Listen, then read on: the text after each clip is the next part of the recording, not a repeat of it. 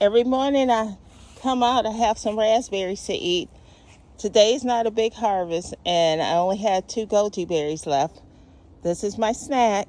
We're harvesting Yacon, y'all. Just one plant today. And look at the beautiful nasturtiums. Hi, YouTubers. It's Teagsy and Joy's Gardening and Life. And I've been assessing my plants after the cold front moved through, and they all look like they're pretty much surviving. Look at this. Well, we know the brassicas love it out here. Yes, they do. So what I'm about to do now, these volunteer potatoes are up. I'm going to hill up these potatoes and then cover them with leaf mulch, a bag of leaf mulch for the winter, and see how they fare. And I did put some potato seeds around these volunteers. But my first thing I'm going to do is experiment. They say the Yacons aren't ready until the branches turn black and die back. But I want to test this one. They're starting to grow flowers.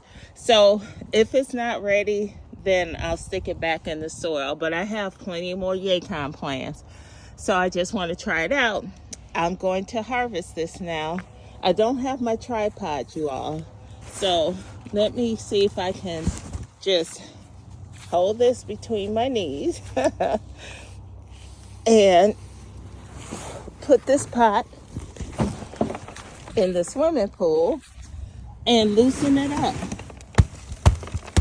to see if we have any Yacon roots in here or some rhizomes to start the next crop.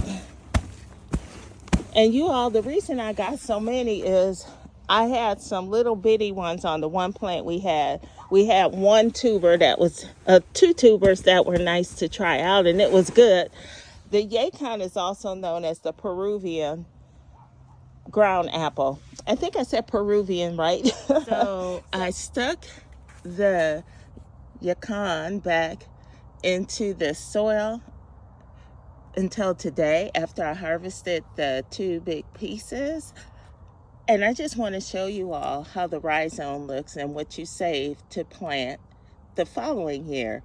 And these really should go through a first frost, because the first frost will kill them back, and then that's when you harvest them. But I just wanted to see what I had on this one, and I had 2 big pieces so far. So let's go back and look at the rhizome piece of it. All right, my battery had ran out, and now I want you guys to see all this root stuff on top. The rhizomes are on top just like ginger, and this is where I pull the 2 big pieces out. But these with the roots, y'all can cut them back and save them for next year. And usually one Yacon plant has a lot of rhizomes, so you can share. I was going to stick it back in the soil, but this is a big piece too, and I could just put this in the house to cure. That's actually a Yacon that was forming.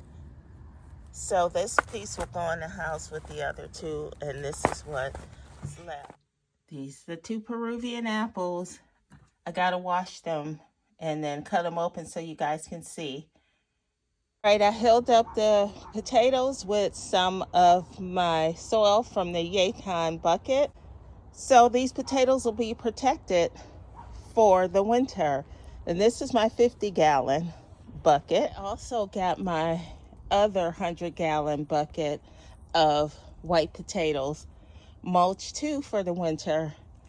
And I need to trim back my asparagus, and I got leaf mulch on them as well from last year. Let's help y'all my Manihi sweet potatoes weather the storms and the cold.